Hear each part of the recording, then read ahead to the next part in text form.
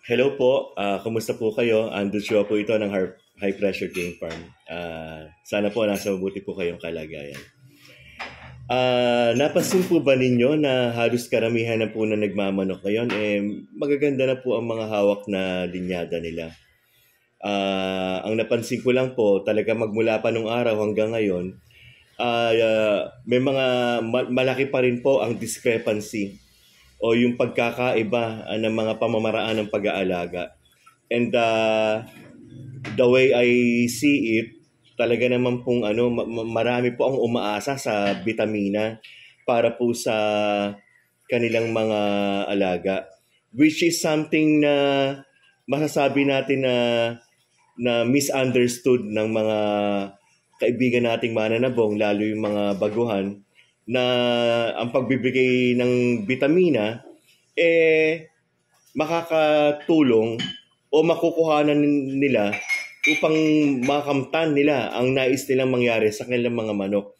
In other hand po, totoo naman po, but there is a limit on how and when to stop or to give vitamins to our chickens. Hindi po pwedeng madami. Hindi ho lahat ng napapanood ninyo gagayahin ninyo. Again po, what is good to them may not be good to us. Kasi po sila po, na-practice na po nila yon, while tayo po gagawin pa lang po natin. May mga tanong po sa akin na kung pwede daw magbigay ng ganito tsaka ng ganito. Samantalang yung vitamins na binabanggit niya, I can say na na meron na po, na may content na po yung vitamins na pareho niyang tinanong. Meron na pong content bawat isa po doon sa dalawang nabanggit na vitamins. Anyway po, as I've said a while ago, actually ang purpose itong aking video is that napansin ko lang po na sa pag-aalaga po, marami pa rin po talagang nangangapa. And madami po din po ako napapanood ng mga laban ng manok, although nananalo po. Pero taliwas po doon sa paniniwala nung iba na kapag ginaya nila yung napanood nila, magiging maayos po yung kanilang alaga. Pero sad to say, may mga nakikita pa po talaga ako na alam nyo, ito yung pinaka-ayokong mangyayari lagi. Ito yung ayokong mangyayari sa manok ko.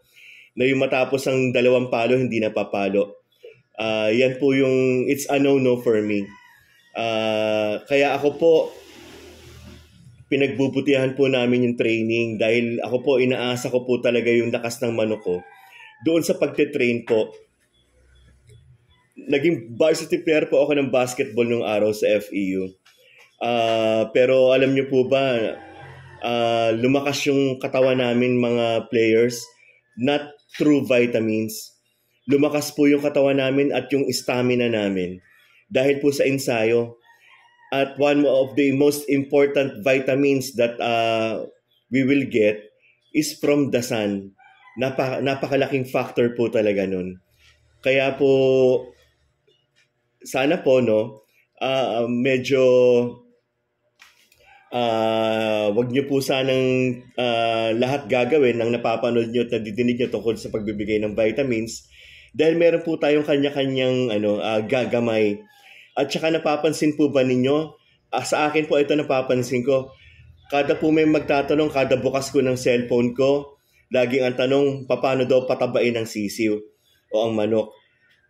Isa po sa dahilan kung bakit po payat yung sisiw o manok dahil na-overdose na po sa vitamins. Natutuyo po sila, gawa ng ang organs po, most especially yung atay at yung kidney, tinatamaan na po. So may mga pagkakataon po na kapag nasunog na po yung atay, wala na po tayong magagawa. Hanggang doon na lang po talaga yun. One time, I have a friend, recently, I visited his farm. Pero siya, baguhan, backyard. Palaging pagpunta niya sa akin, Sir, yung manok ko ayaw tumaba. Lahat payat. Diretso katawan talaga lahat. Nagkataon, meron ako itatanong sa kanya nung nagpunta ako sa farm niya. Walang hiya, nakita ko yung timpla ng vitamins. Akala ko dugo Napakatapang, tinanong ko yung vitamins. Yun nga daw yung binigay niyang vitamins, yung kilalang vitamins sa multivitamins, yung kulay pula. Tapos tinanong ko kung paano pamamaraan ng pagbigay niya. Walang hiya, yung isang sachet, binuo siya ata sa 1 litro ng tubig o 2 litro. Napakatapang po nun. Masusunog po talaga ang atay at kidney ng ating mga manok at matutuyo ang katawan talaga. Kaya pala lahat ng hipo ng katawan, diretso. Lahat po ganun. Sabi ko, kaya pala ang papayat ng manok mo na-overdose na yan. Kako, wag ka muna mag-vitamins ng mga ilang linggo, bumili ka ng probiotics.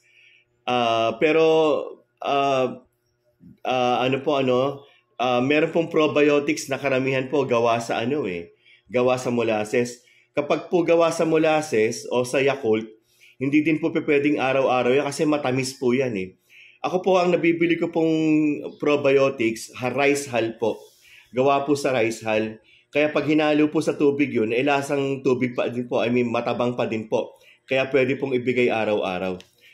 Ayun nga, wag muna kayong magbigay ng kung meron kayong napapansin na mga sisiw nyo o manok na payat, at kung sa tansya nyo, nagkamali nga kayo ng bigay ng vitamins, masyadong matapang. Tapos, everyday, kumbaga, sa loob ng 1 buwan, 30 araw kayo nagbibigay. Hindi po pwede yun. Matutuyo talaga yung katawan ng manok ninyo at yung sisiw. Kailangan po merong pahinga. Let the body absorb the vitamins first before we give them another one. Kaya po nakalagay dun sa instruction, it should only be given 3 days within a week. 3 beses lang po sa 1 linggo ang bigay. At the most po yung 4 times a week po, pwede na po yun. So I hope na nakapagbigay ako ng gabay. At sa mga susunod nating video, pwede po kayo mag-request kung saan po o kung ano po yung gusto niyo pang malaman tungkol sa pagmamanok. This is Andrew Chua ng High Pressure Game Farm. Maraming salamat po sa inyo. God bless us all po. See you po sa susunod kong video. Maraming salamat po sa inyo. So hindi pa po naka-follow, pa-follow po. Maraming salamat po sa inyo.